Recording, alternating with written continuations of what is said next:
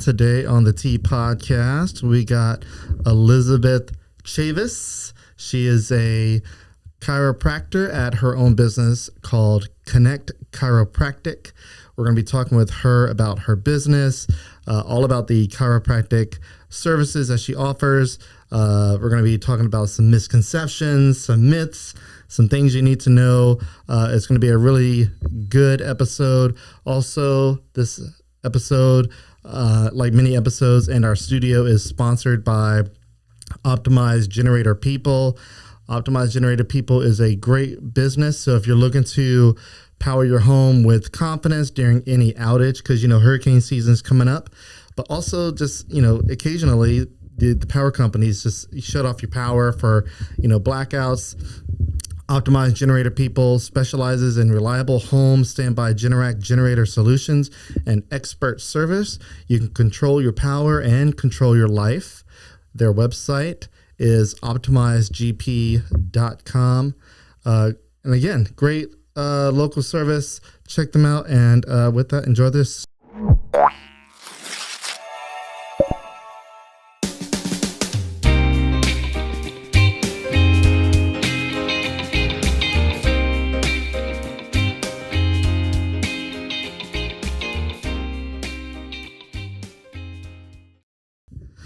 Okay, and our presenting sponsor is Chase Group Construction.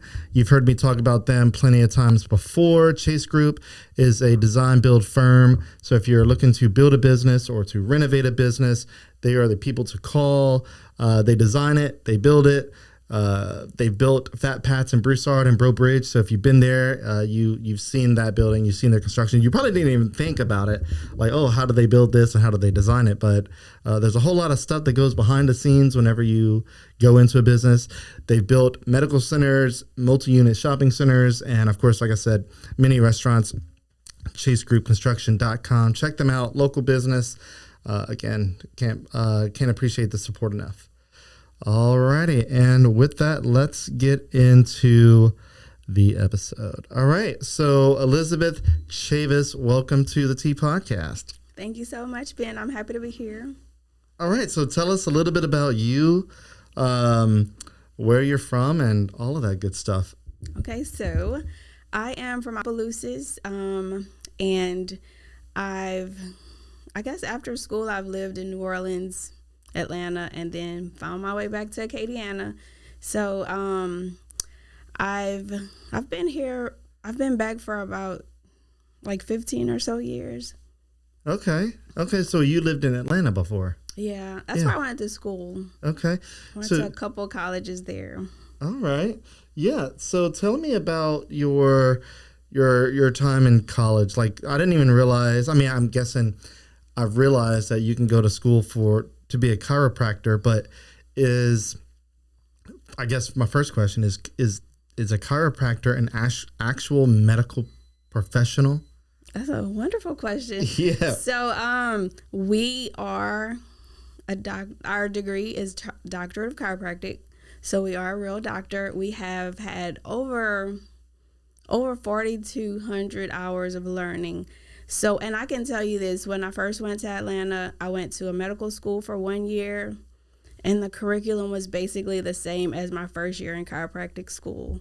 So that made it a lot easier because I had just completed like all those same classes. So we have to learn about pretty much everything in the human body, even though we might not be treating certain things, but we still need to know about it. So when our patients come in, we have the knowledge of what they might be going to and can make proper referrals as well.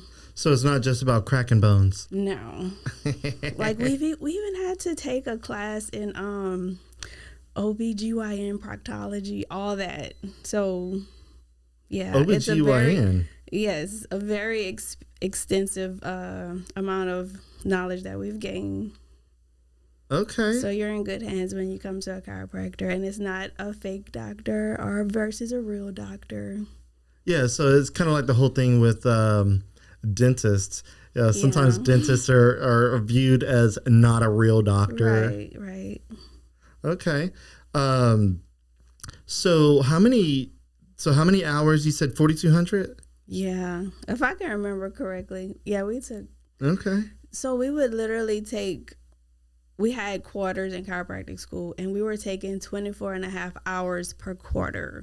You know, like most people might take 12 hours in a semester in college. Yeah, we were studying like every day, all day. Okay. But it pays off.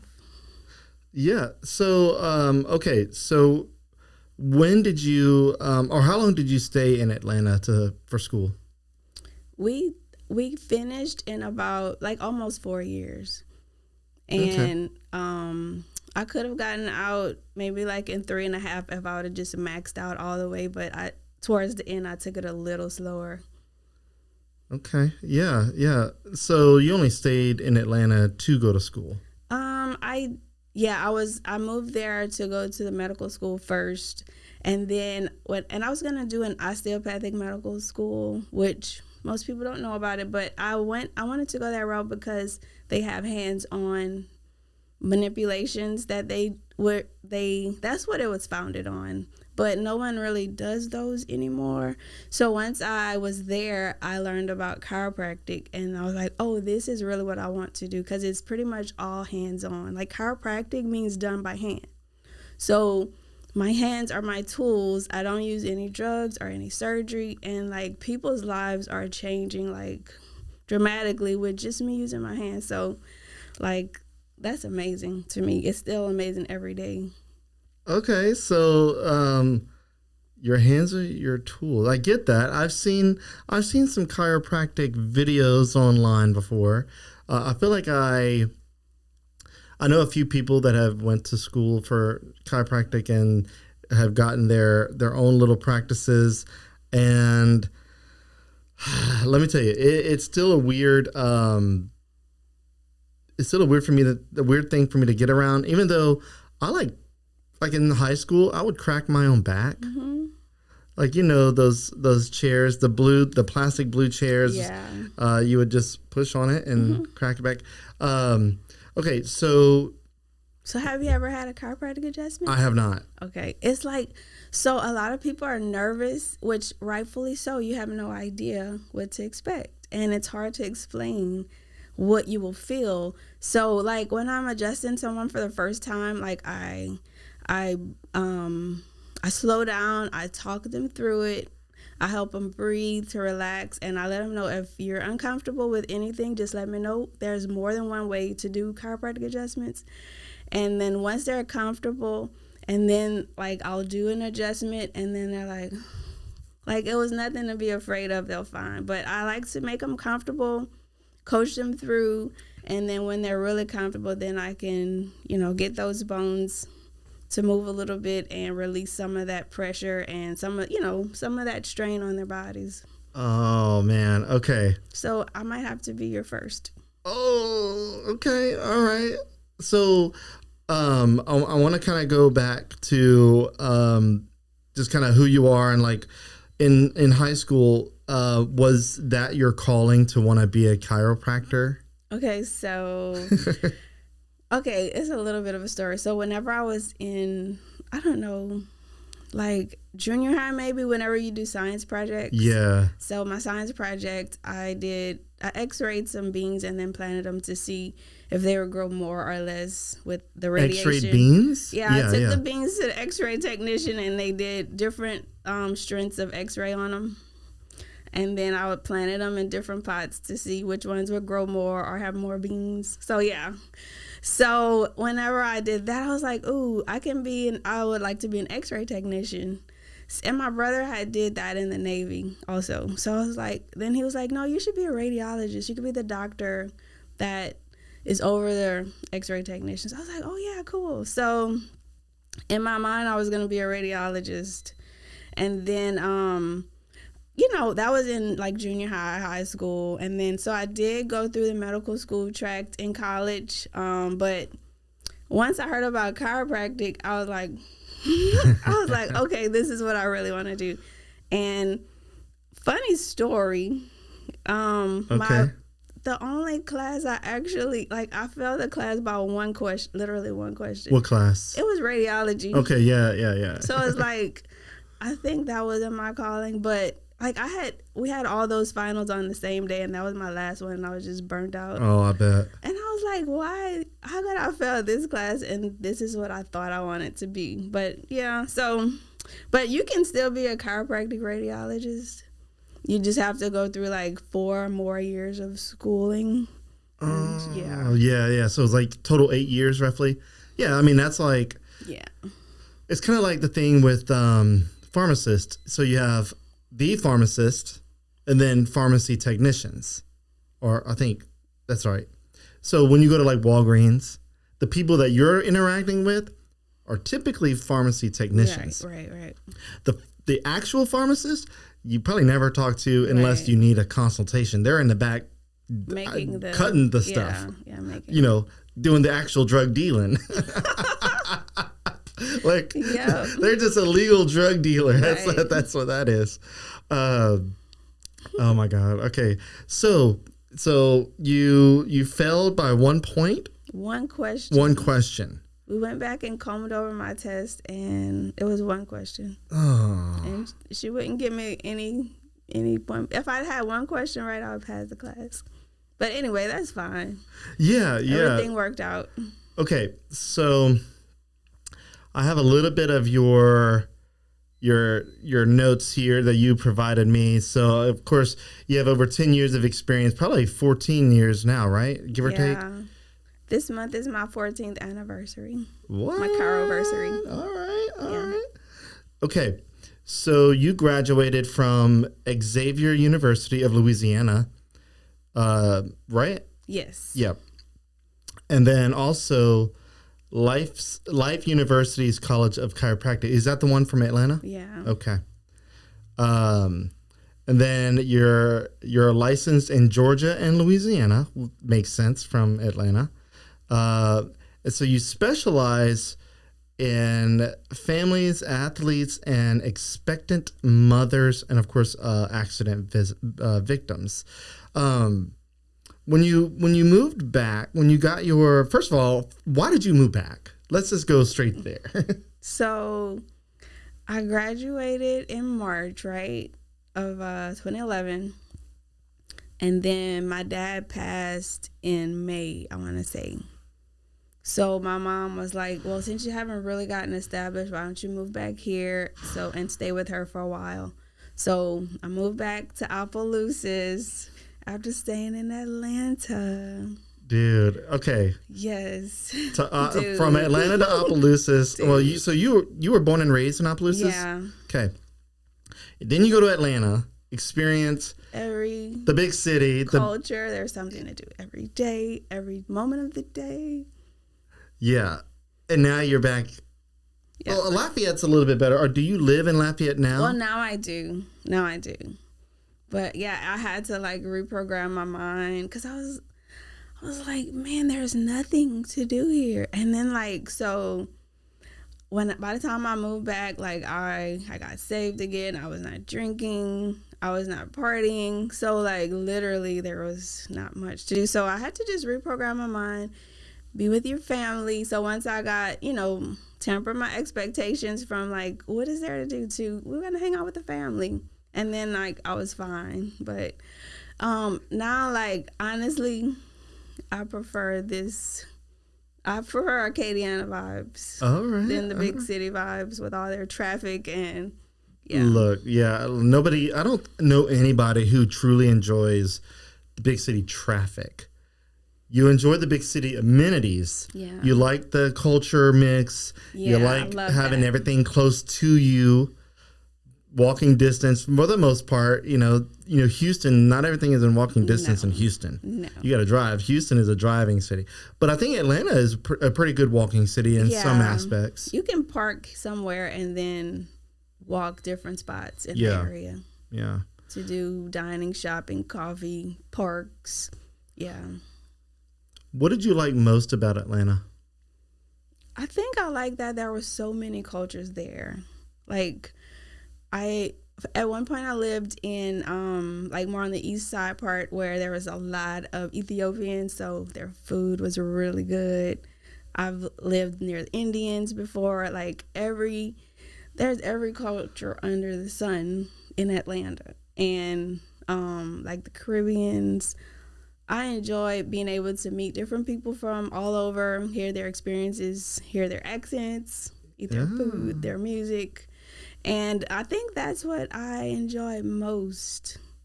And then, now Lafayette is starting to become a lot more diverse. Like since when I left it till now. So, it's cool. I still meet lots of different cultures. We got it going on here. Look, I agree. I come from a small town, just not far away from Opelousas called Turkey Creek. I don't know if you've ever heard of Turkey Creek. Of it. Mm-hmm. It is pretty country, pretty white. And I think there was one black person that lived in my town. Yeah. And he was as country as you can get. And then, I went to school in Bayou Chico. We were pretty mixed because Bayou Chico was pulling people from St. Landry Parish. So we had good 50-50. I feel like Pine Prairie area was pretty white. And then my senior year, we moved to Pine Prairie. And then that was also, interestingly enough, in 2004, they had, this is going to sound weird to say, and I've mentioned this before on other episodes, they had to desegregate. Wow. Yeah, desegregation happened in 2004 in Pine Prairie area. 2004. Yes, not 1960. Wow. So, because Bayou Chico and Ville Platte had a good majority of white and black. Yeah.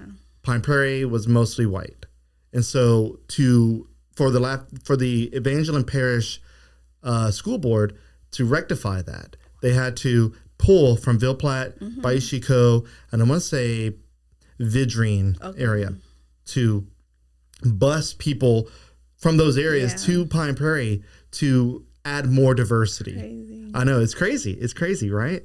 So as an adult, realizing that I feel like I grew up in probably one of the more culturally diverse schools, even though it's a super country school, graduating class of maybe 40.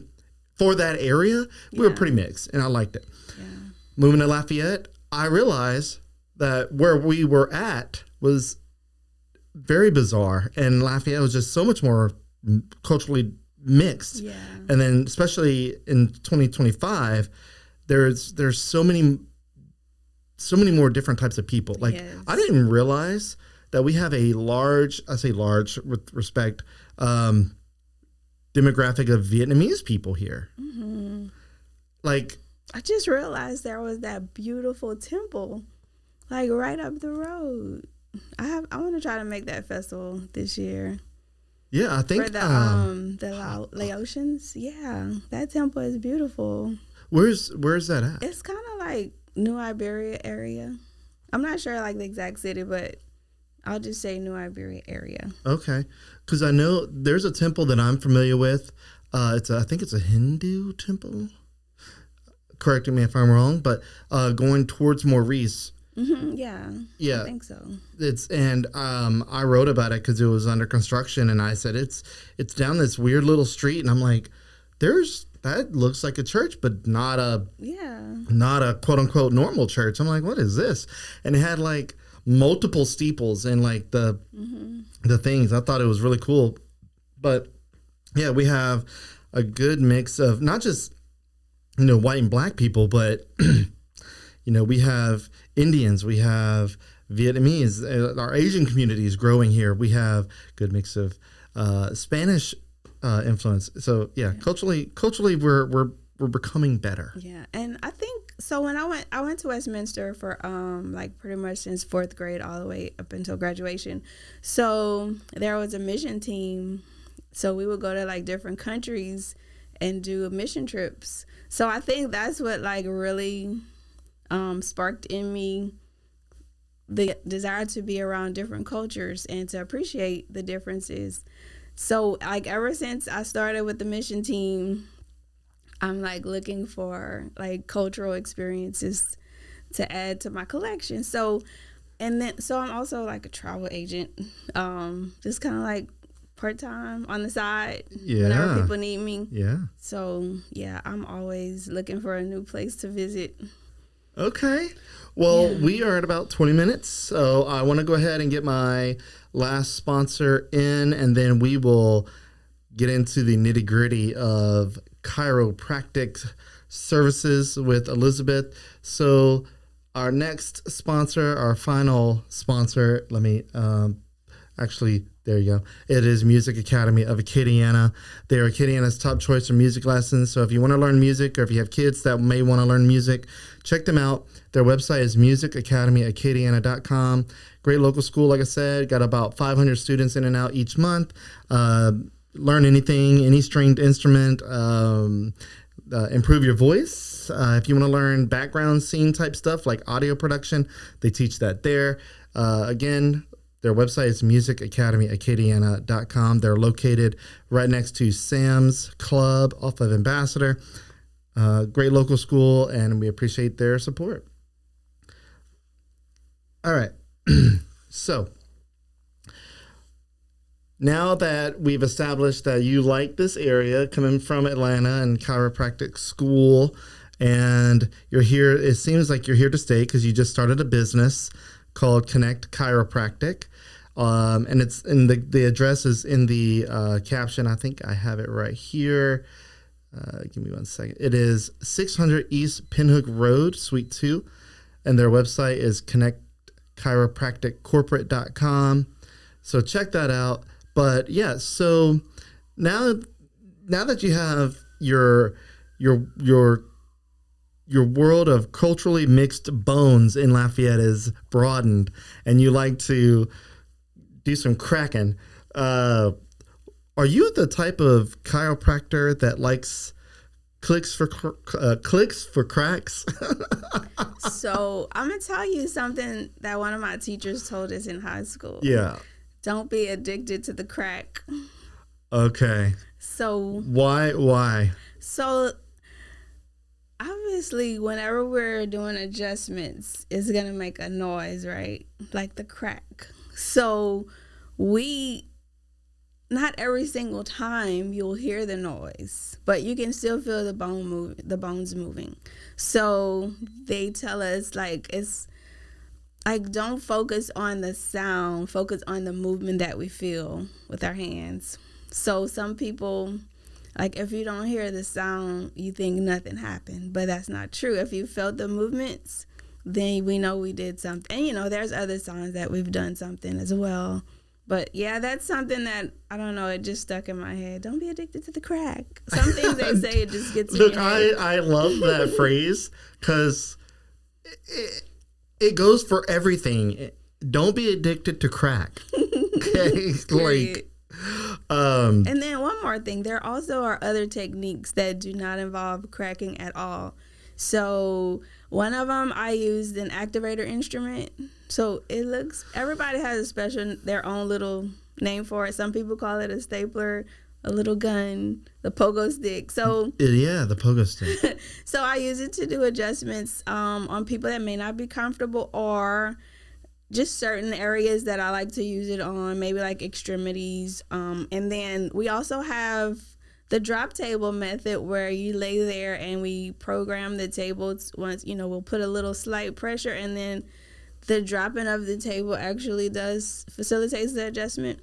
So it doesn't have to have the cracking sound to be able to help your spine get better aligned and take the pressure off your nervous system. Okay. So I'm intrigued by the fact that you don't have to have a cracking sound for the adjustment to happen. So I growing up, like I mentioned earlier, I would crack my own back and, my knuckles, stuff like that. And I've learned that sound is essentially just I don't know if it's the cartilage or whatever. It's like your joints have bubbles, like air pockets, and you're basically just releasing that. Yeah. You're not really adjusting anything. Right. And so I feel like the crack is sometimes just that. Yeah. Like my neck, I'll do like that. Is that bad? Yeah, see your face. So I feel like this one isn't bad, but when you That one's not good. That's not a good movement. Like when people are like, yeah. But if you're just like kind of stretching and you'll hear it, I don't find that one. I don't have a problem with that one. Okay. But like when you're like, so the difference between just cracking and doing an adjustment. So we're putting a force into your joint in a specific direction to help it realign better in its like in the original joint space. So we're using force, and we have a specific direction that we're applying the force in. We have a specific amplitude of the force that we're applying. So it's not just a crack. Like it has a purpose. It has a direction. It has like vectors that we're adjusting in. So it's not just a crack like that means nothing. So, and then you have to be trained to know which direction, how much force. And if you're just doing whatever, like you could cause some injuries over time. Oh. Yeah. He's like, oh. Okay. Well, I will say this. There was not too long ago, my wife saw a TikTok video of a man that apparently liked to crack his neck often. And I don't know if it was the forceful one or whatnot, but apparently, and I haven't seen this video for myself, and I haven't done the due diligence of, sniffing out if it's real or not. But apparently this is probably a bizarre situation too, that he dislodged a blood clot by doing so, and got him basically gave himself a stroke. Wow. Yeah. Now, I'm pretty sure that's rare. Very. Yeah. So over time, what is the damage then if somebody, because I know some people who literally take their neck, I mean, to the point where it's I feel like they're about to not decapitate themselves, right, but action movie, just, off yourself. Yeah. I don't like to watch that. So what happens, if you keep doing that same motion over and they're doing this a lot of times in one day, even in an hour. So you're steadily putting pressure on that same spot, and you can start to wear away, and then what your body does if it senses that the bone is being eroded, it starts to build more bone as a protective measure. So you'll looking at x-rays, sometimes you'll see there's and I'm doing this, but your bone will start to grow more bone at a joint, and then that closes the space where the nerve passes. So some people will have conditions, we would call it stenosis, foraminal stenosis. Foramen means a hole that the nerve passes through. Stenosis means it's getting smaller. So with more bone being built up in the space where the nerve passes, is going to lessen the space for the nerve and cause more things to come in contact. And wherever that nerve might travel, you could have issues down the line. So we don't want we don't want to keep doing that. And some people are doing this over the course of years, and every day and hours. That's a lot of stress on your joints. All right. So don't do that. I'm guilty. Now, there's my neck will all it didn't take much for me to do that anymore. I can just literally lean and I'll feel it crack. And sometimes this way I'll feel it. Sometimes I gotta give my head a little bit of push. And I do that often. But I'm not doing it super hard. Right. And sometimes it's because, there's a lot of I wish I had my spine, but a lot of different little pieces sticking out of your bones of your spine. And those are where your muscles attach. So you know how if you have a rubber band and you pull it taut, you can kind of make noises with it. So when your muscles a lot of our muscles right here are tight. Yeah. Are tight. So now where your ligaments are passing all those parts of your bones, it can make little noises like that as well. So Sometimes it could be something like that. The ligament's so tight from the muscles taut from the muscles being tight. And whenever it passes over a bony protrusion, it'll. Oh, you know what? Sometimes like my jaw will pop in a weird spot. Yeah, we have a lot of muscles in that jaw. It freaks me out. There's a lot of muscles in your jaw. And a lot of people have those really tight. And it can cause your, to pull to one side. It can cause issues with your TMJ, your this joint up here. It can cause headaches. So I also do muscle work as well as adjusting the bones of the spine. So a lot of times, even if I'm doing the adjustment, if the muscles are not being addressed, it's going to keep pulling, to whatever side the tightness is, where the imbalance is. Yeah. So a lot of times working on the muscles around all these cheek muscles, there's a lot of stuff going on right here that we don't think about. And we're always using these muscles to talk, to chew, everything. Mm-hmm. So imagine how tight and overworked some of these muscles are. And if there's an imbalance, it's like it just keeps going in that direction. So a lot of times working with the muscles in your face even can help out. So we do all that. We and I adjust not only the spine, I adjust the extremities, arms, legs, ankles, knees, and this joint as well, your TMJ.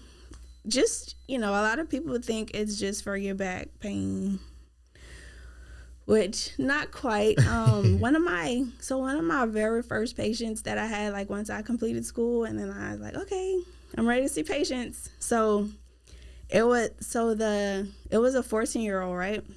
He was like super tall. He was I think he was definitely over 6 feet at that point. Okay. And unfortunately, he was having trouble with bedwetting. So like 14. Wow. Right. And that's not really typical. So I'm so happy that his mom brought him into me. So they did let me know that he had a fall, and I think something had happened with his tailbone. So I was like, okay. So we went back and looked at his spine, looked at his x-rays, and found some misalignments there. And so once we started adjusting them, like that went away completely. Like, so imagine like being 14 and wetting the bed almost every night. Like, and then with chiropractic care, that went away. So it's like some people think it's just for back pain, but it's really for anything that has nervous system control, which is every aspect of your human existence pretty much. So that's the main purpose for chiropractic, is for nervous system regulation, optimization, yeah. Okay. So then what do you say about the chiropractors, quote unquote chiropractors, that is, on TikTok, that it seems as if they specialize, like whenever I mention clicks for cracks, like that's what I'm talking about. Like they use the cracking sound as a form of engagement to go viral on TikTok and Instagram and Facebook, whatever else. And it sounds scary because they have the mic directly on the spot. But what do you say to those chiropractors? Obviously, you don't want to say anything damaging because that's not cool. But like, I'm pretty sure you have patients that wonder about things like that because they've seen it on the internet. Yeah. Well, so in a way, it's kind of good because now people are seeing what chiropractic is about, what it looks like they're aware that it exists. So like in Louisiana, we were the very last state to accept chiropractic as a distinct profession. So like back in the day, so it started in 1895, right, as a profession. So people used to go to jail for practicing chiropractic because they were going to jail for practicing medicine without a license. Right. So, like, over time, like, they would go to jail, like, almost every weekend, some people, because practicing medicine. But, we're not giving any medicine. We're not doing any surgeries. This is something that the medical profession doesn't actually do. So once Louisiana, I think maybe like in the 70s, finally accepted chiropractic as a distinct profession. And I forgot where I was going with that. It's all right. But I forgot. What was the question? Oh, about the viral stuff. Very good. So, very good. So, with that, there's not a lot. There hasn't been as much education about chiropractic as maybe other medical professions. So, I feel like at least people are seeing chiropractic. They are, like they can ask questions about it. Once they know I'm a chiropractor, oh, I saw this on TikTok, so we can start talking about it and I can educate them. So, I mean, good for them for getting their clicks. But at least it's bringing more awareness to the profession, and it opens up questions, so then I can actually educate people. From my perspective, what chiropractic is all about and how it may benefit them. So what about the, there's a particular move that I've been seeing that looks crazy. The towel thingy? Yes, around the neck. It's like they have some of the people, some of the chiropractors, quote unquote, have a strap that looks professional. Yeah. But some people, they just wrap the towel around your jaw and then they yank on your neck. It's like, I don't understand how out of all the chiropractic adjustments that exist in the world, all the techniques, I don't understand how this one became the most famous one when no one ever taught us that in chiropractic school. Like, no one ever taught us the towel or the strap method. Like, out of all the techniques there are, like, and I think I've used the towel like maybe once or twice out of 14 years because someone was just so, like, everything was so compressed. But I don't understand. Like, I really don't like when people come, do you do the towel? Oh my goodness. Like, that's not a chiropractic technique. Well, and it's not specific, you know what I'm saying? Like, the adjustments that we do are pretty specific. Like, we know which joint, we know which direction. If you're doing this, you don't know what's gonna happen. Like, no, you're yanking. You're literally just yanking. Right. This, and I don't like it. It looks scary as all get out. And I've seen a couple of videos this week where, a couple of them, but specifically this one, he had that done, and he said he started feeling like burning sensation. I don't know if a burning sensation is normal. No, like, usually that's probably because he has some irritation, like, around his nerves, like there are sheets that cover everything in your body has some type of covering. So usually it's something with his nerve is being irritated, probably from yanking it quickly, without a specific, there's no specific object in that. It's just, let's see what, in my mind, I feel like let's see what happens. Yeah, that's scary. I don't want to just see what happens. It's not specific at all. So I don't recommend that technique. And I don't practice that technique. Okay. Like I said, I maybe once or twice have used it just because, like, someone was just so locked up.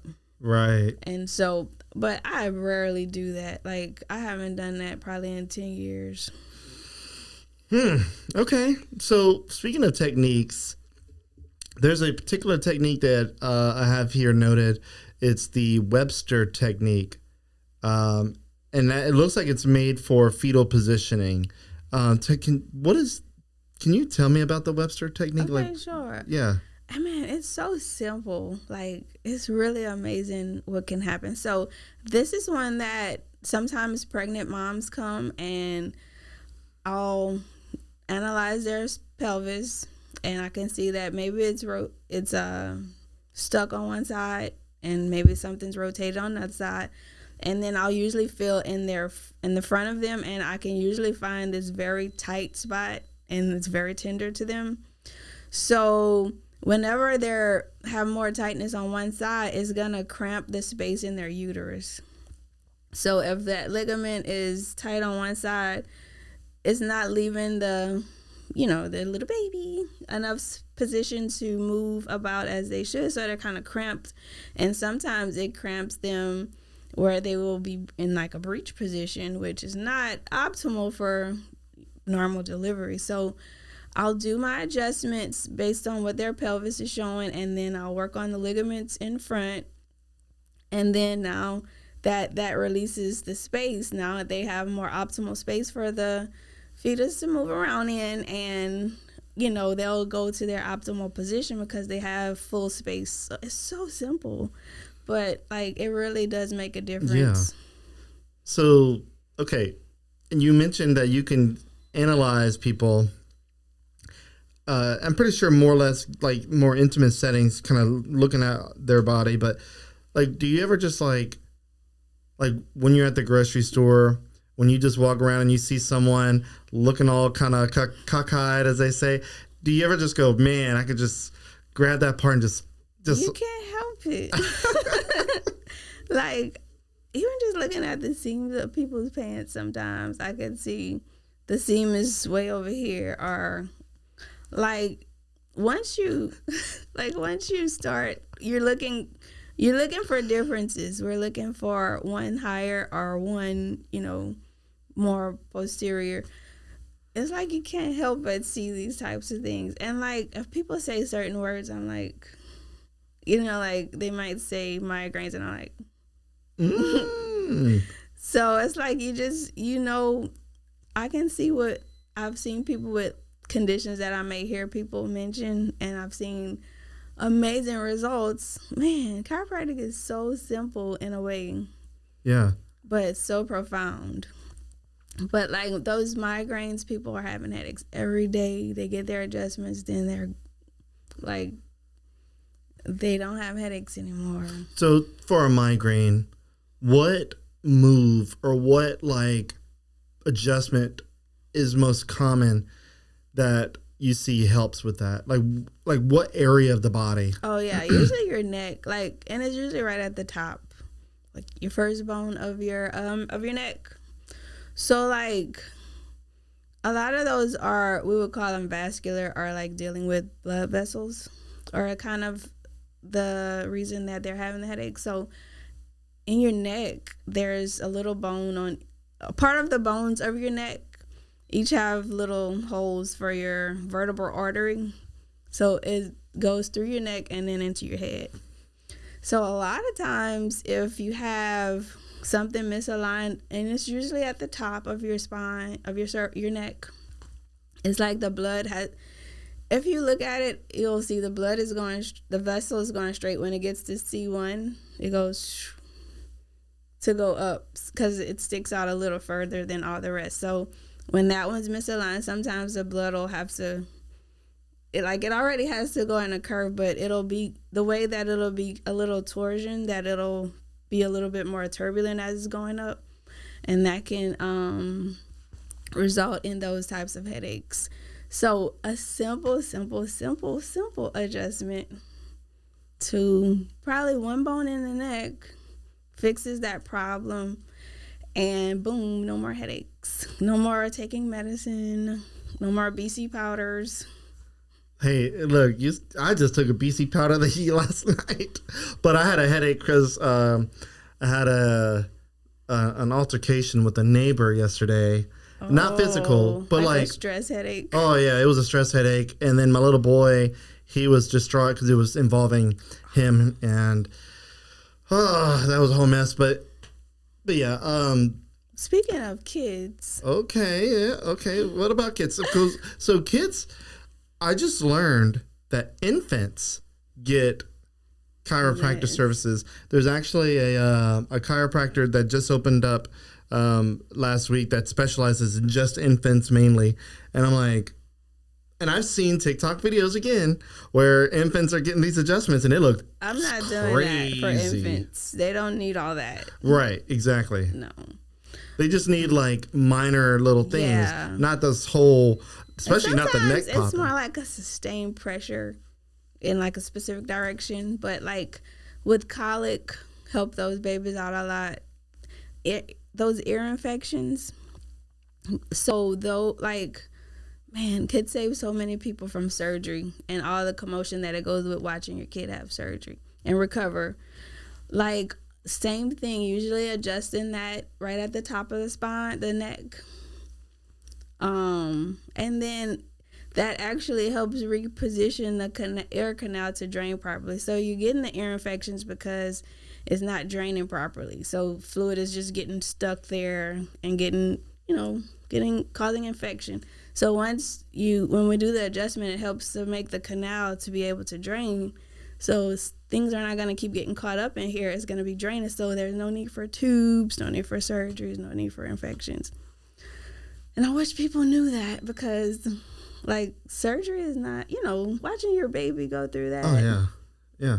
So my little boy, I had tubes whenever I was little, because I guess I had constant ear infections and whatnot. And then my little boy, whenever he was, I think 3-ish, the EMT over multiple visits recommended tubes because for whatever reason he was getting all these ear infections. And just think that a chiropractic visit could have potentially helped that. Probably like 1 or 2 visits. Wow. So that brings me to my next question is, how much is a chiropractic visit? Because there are like some chiropractic companies in Lafayette that are like franchise type places. And I know they have like very simple walk-in prices that I've seen before. I don't even remember how much it was anymore. It's been years since I've looked.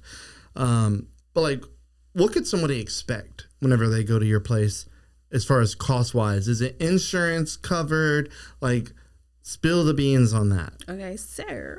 That's a great question. So, like, my typical normal first visit, and I don't know my prices that well, but $160, I believe. And then, like, a normal typical follow-up visit, I really don't know my prices. I think $80.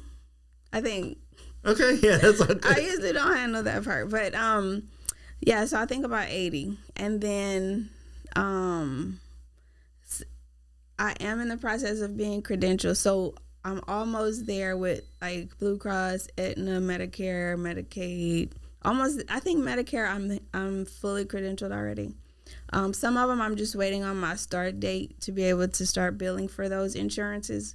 So people will be able to use their insurance as well to come and, depending on what their copay is, they'll pay the copay and then we'll bill the insurance for the rest. What else? And then so while I wasn't able to take insurance, like some of my patients that were following me from where I was, that were used to paying it. So I did have like a little grand opening promotion that was sort of like a membership type experience. Yeah. So you would pay per month and you would come in like a couple visits per month. And that would help out a little bit. But I'm almost like, they're sending me emails every day. Like we've processed everything. We'll send your start date. So I'm very excited about that because a lot of people have been waiting on the insurance. So I'll make a big announcement on social media whenever I'm able to do that. Okay. All right.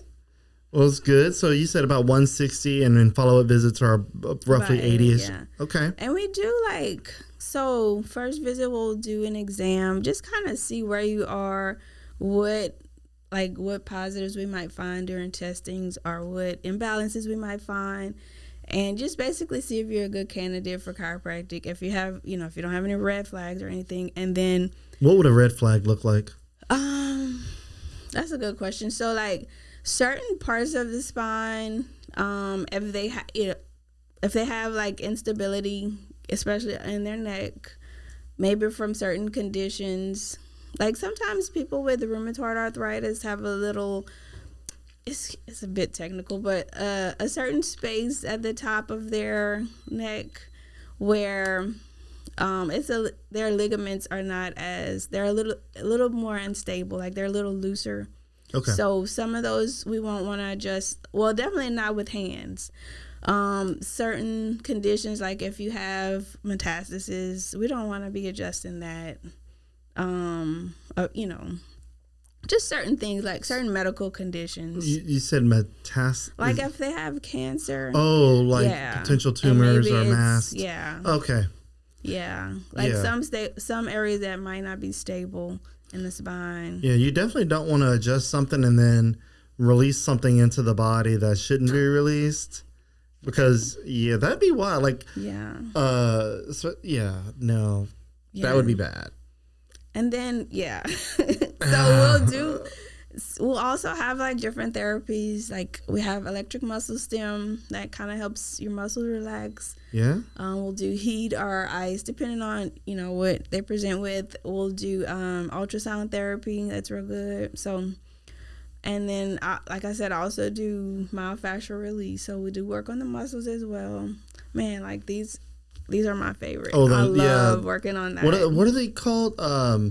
Your traps. Traps, yeah. I love work because a lot of people are really tight here. Yeah, I mean, that right there. Strain on your neck as well. So, like, I'll find myself constantly, like, especially if I'm having a stressful day, I'll push on them. And like this. Get the blood moving in there. Yeah. Yeah, man, that right there on that top of that shoulder blade. Yeah. Oh. That's a lot of people's issues. So, and that's why I'm working towards going into businesses with a concierge type practice where I'll go in and then the company will pay a fee and then whoever needs to come and get an adjustment can pop in, get their adjustment, and get back to work.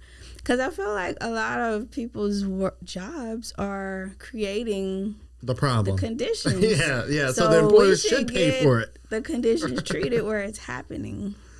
All right. Yeah. So you hear that, guys? Employers. Yes, human resource managers, and like people will be bragging like, "Yeah, my chiropractor comes to my job." So. That's good street cred for the business that they're really taking care of their people because they're gonna tell everybody they know the chiropractor comes to our office and adjusts. 86 the pizza party. Put the chiropractic party down. Yes, like definitely. Dude. Okay, so we are at about 52 minutes here. I want to kind of move on a little bit more. You mentioned employer support. Do you have any employers or like companies that you work with right now that kind of do that? Because you did mention it. Yeah, I've done a few, but not. It's more like a one-off. Yeah. So you want to establish? I want to do like where we have a little plan. I come in once a month. Yeah. I take care of everybody, that's what we're working towards. And then when I just opened the new office, I kind of slacked off of that. So I'm trying to get all my insurance and everything together, and then I'm gonna definitely start working towards that again. I felt like ever since I was in chiropractic school, I felt like that's what I wanted to do, like go to business, concierge type practice. Yeah. Just everybody, like when I show up, everybody's happy because they're like, yes. So I'm gonna start working towards that again once we get all this stuff up and running again. Yeah.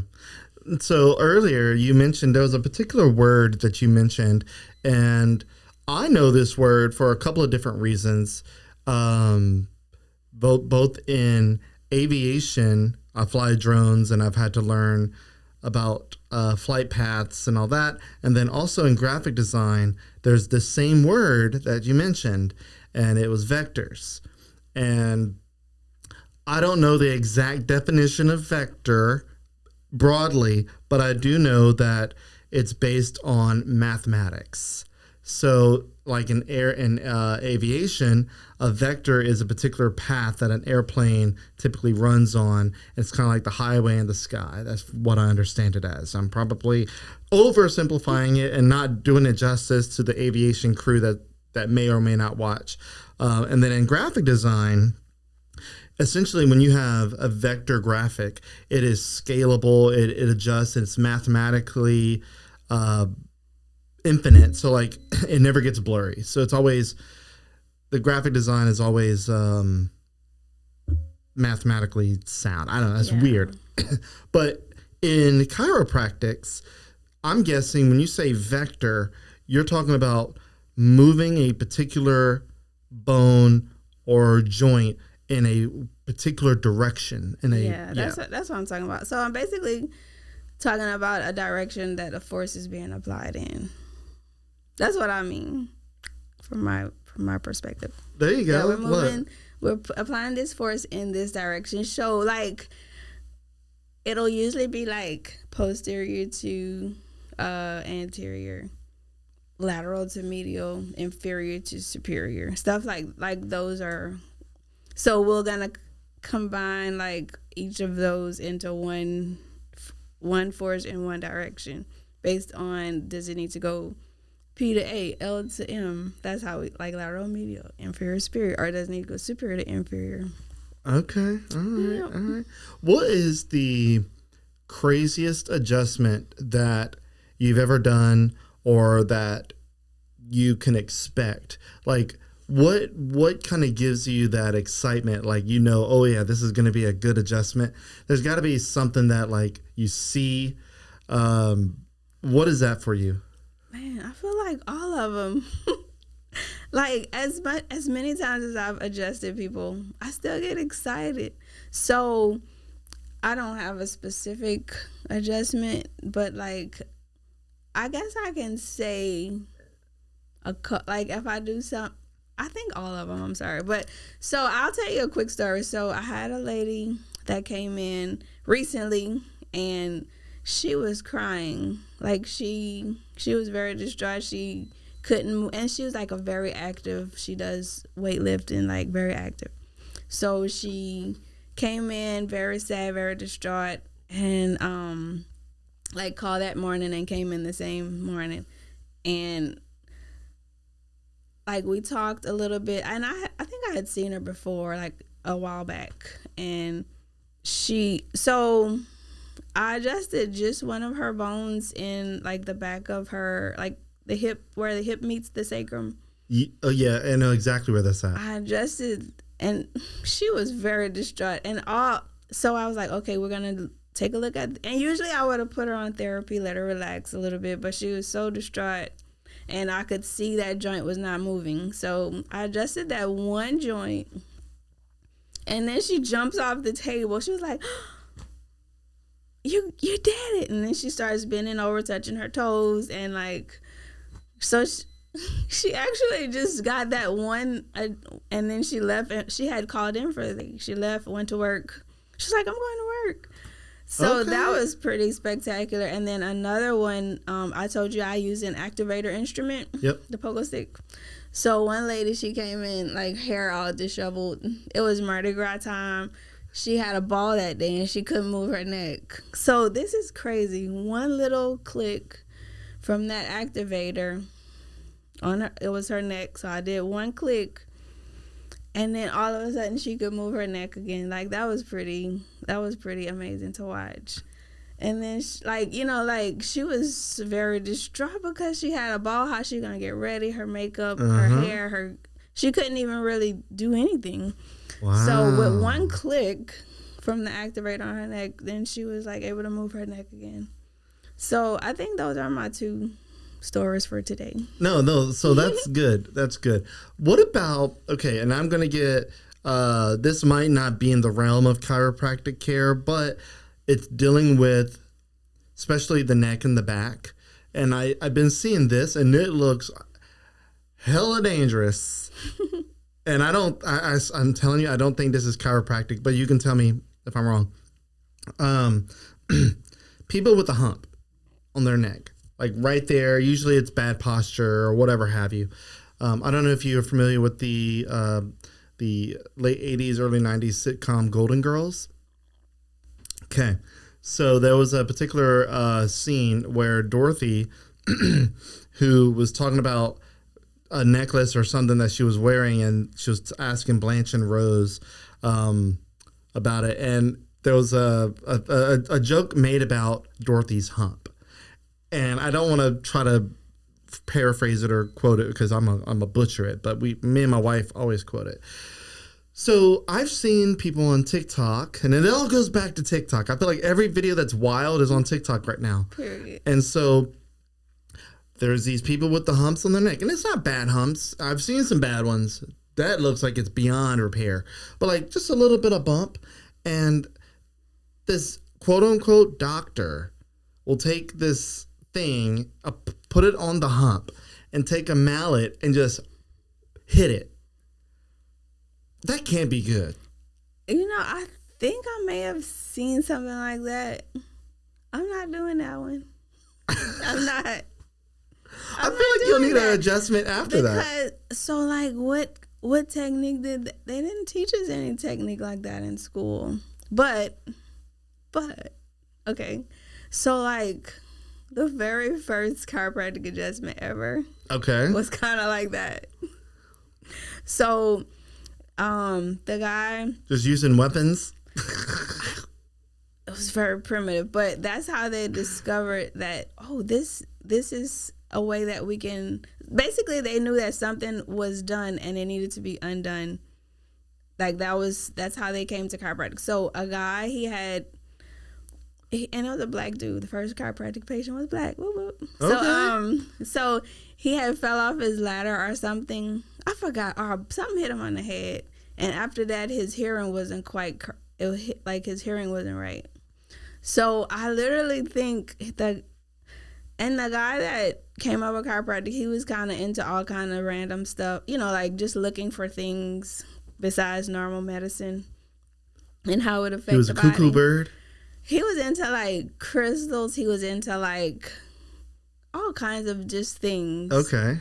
So he was already looking for different things, right?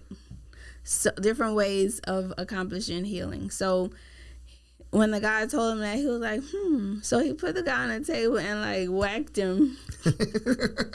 And then he was like, he heard something pop and he could hear, like his hearing was normal again. So that's what led him to like, so if something comes out of place and we put it back in place, all right, then like we fix the problem. Okay. So in a way... But I'm not doing that because that was the path that it took to lead to where we are now, where we've done lots and lots of research, and now we have techniques that are very specific. So I feel like if you have the specific techniques, use the specific ones. Now, also, a lot of not a lot, but people do come to me about that. Like, so it's actually normal. Like, the last bone of your neck. We call it VP, vertebral prominence. Like, it's the prominent vertebra. Okay. So it's normal. It's supposed to be more prominent than the rest of your spine. That's how that's just how God made us. It sticks out a little bit more.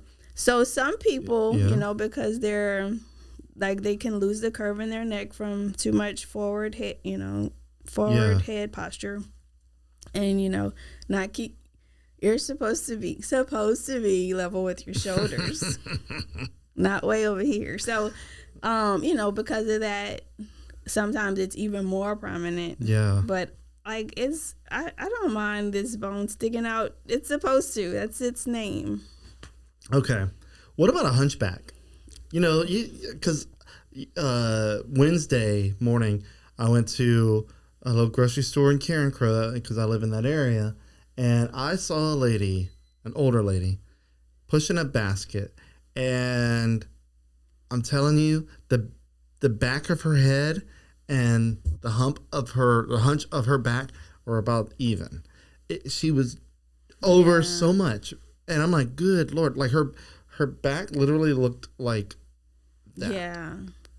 Is that bad posture, or is that a disease? Is that genetics? Is that just old age? What do you... Yeah, so like it could be all of them. Like it could be they were born, sometimes even the way you're born. That's why it's good to get your kid checked by a chiropractor when they're born, because sometimes the birth process can be rough on you, on the body. Well, not sometimes. The birth process is rough. It's always rough. It's rough. Even when it's a C-section, it's still being pulled by the neck. So it's good to get checked. And if, when I grew up, chiropractor, what? My mom, like, we were not concerned about our spine at all. No. So imagine even, longer away. And like I said, Louisiana, we didn't even accept it as a profession until like the 70s. So if you just keep letting stuff go on and on and on, like over time, it gets worse and worse and worse if you don't do anything to help it. So like sometimes your spine starts to fuse.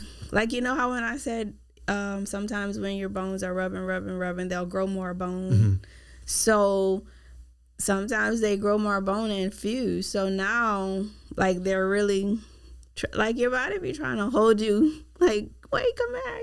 So when you have all that, we call it, no, I can't think of the word hyperostosis, but your bones continue to grow until they fuse together. Because you're not supposed to be way over here.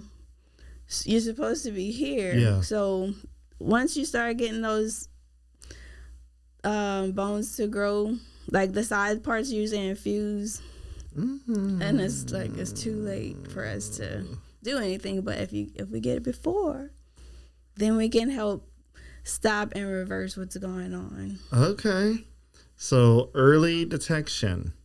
I feel like that's a thing that you hear all the time in the medical profession. Yeah, and you never know what the spine looks like based on like presentation. Like once we do the X-rays, then we're like, oh wow. Like we find like imaging shows a lot that even if you look like you might have a healthy neck, it could be unhealthy. Or you might see another person and think, oh, their neck is probably jacked up, and then you look at the X-ray and it's very, it's a nice neck. Or back. So you can't really tell just by looking at a person what condition their spine is in. I don't know. I can tell that old lady, she had a condition. Oh. She had something. Yeah. It looked like a Disney character. Yeah. That's all I know. But that's, we don't want to let things get that far. Okay. All right. I think I covered pretty much everything that I was curious about.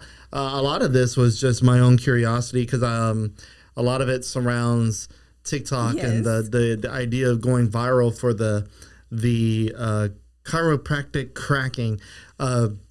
So much so that my wife and I, we actually were talking about it this morning whenever I told her that I was going to have you on and you're a chiropractor.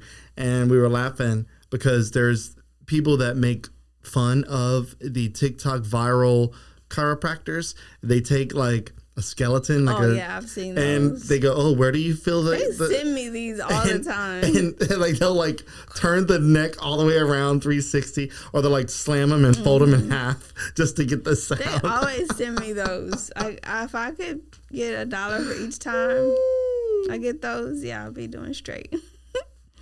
Yeah. But yeah, to your point, if anything, what that's doing is it's bringing more conversation to chiropractics and all that good stuff. And more people actually, like even younger kids, know about chiropractic now, and they're asking their parents. It's because of TikTok. I'm telling you. When that happens, I love when that happens. I'm telling you, it's because of TikTok and all that neck cracking and stuff. But yeah, my grandmother, you might be able to dispel this myth. This is a myth that I wanted to bring up. My grandmother, she passed away in 2006, but she used to tell me that doing this is bad for your knuckles. Truth or false? Is it bad for your knuckles? Okay, can I just say, I prefer, if you need a release in your knuckles, the preferred method is to kind of distract, like pull and open space and kind of twist a little bit. Oh. So by doing that, you're increasing the space, so it's not going to be rubbing. It'll be, so like pulling and then kind of turn a little bit. That's the preferred method. Okay. I kind of feel like, I don't know, I've never really seen anyone really injure their knuckles by doing that. Okay. Good to know. But I'm not a But you're not gonna say definitively. Yeah, I would just say if you feel like that, it's good to distract, rotate a little bit. Yeah. So typically, I don't do that very often. That was like one of the first times I've done it in a while. But typically, what I do is, and I do kind of pull a little bit. Mm-hmm. Now, I don't think this is TMI, but at night, when my wife and I are sitting on the couch, she likes me to rub her feet, and she likes me to close off the feet rubbing session with popping her toes.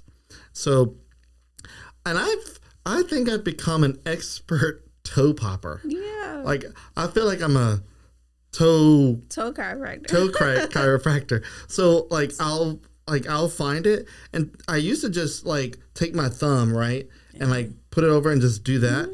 Then I found that sometimes there's particular toes that are stubborn and they don't want to pop. So what I found is I use my index finger and my thumb, and I lodge my thumb underneath, and then I take my index finger and I'll pull the toe a little bit, and then like I'll find the tension, and then I'll make a quick adjustment. I'm like, dude, they hit a little. Man, you could be like the chiropractor. Like, that could be a new thing. People would probably come too. Like, yeah, but I don't want to. You are a chiropractor. I don't want to take away from your profession. Maybe, I don't know.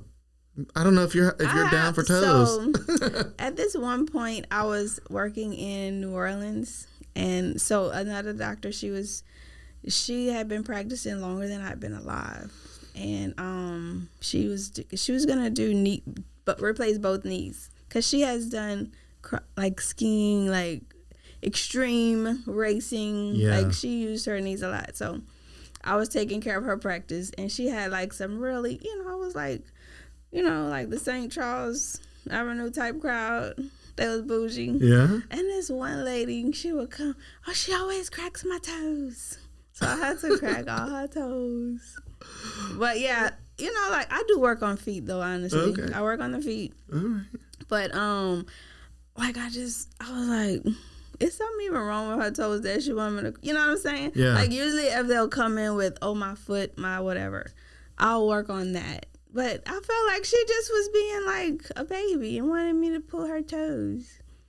That sounds like such a South Louisiana thing, or almost like a Cajun thing, where the have you ever heard of the thing where there's like this particular nighttime monster will come and pull your toes? Oh my goodness, yep. I forget what was the or is it like Kushma? Maybe. No, Kushma rides your back.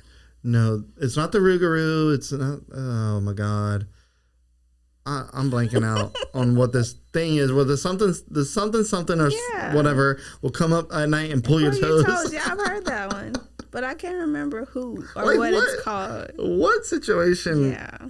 Yeah. I was not told that as a kid, thankfully, because I would have been like, oh my God, I don't want something to pull my toes. Yeah. All right. So we're gonna leave. I'm gonna refer him to you. Yeah, you're gonna refer him to me. All right, I get it. I can have you come and do all the toes on one day. I'm just kidding. I would be a specialist. And we're gonna make you go viral. Yeah. And it's sponsored by Connect Chiropractic. Yes.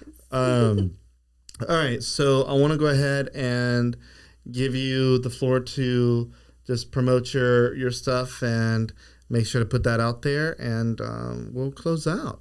All right. So the floor is yours. Oh, the floor is mine. I thought we were done. No, we are not. Start packing up.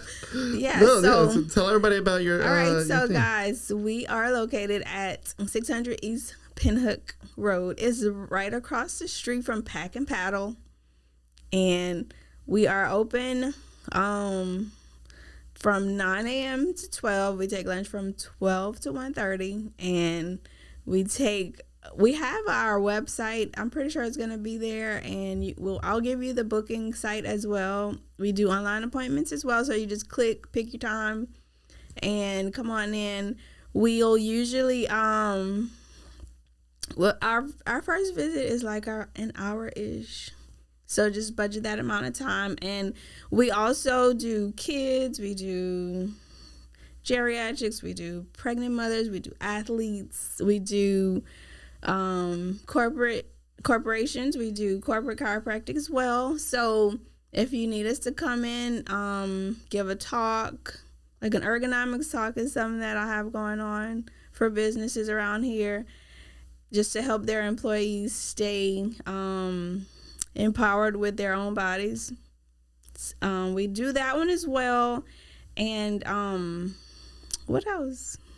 No, I think that's good. Okay, good. And your website is Connect Chiropractic Corporate.com. There you go. And you mentioned the address. Yeah. So if anybody is looking to get adjusted or readjusted or whatever you want to call it, get with Elizabeth here and get some cracking going on. Let's get cracking. Let's get cracking. I forgot to say personal injury. We work with attorneys as well. Nice. So okay. people can recover from that. Yeah. Well, I did mention accidents and all that good stuff earlier, but we didn't really talk about it much. But yeah, man. This was fun.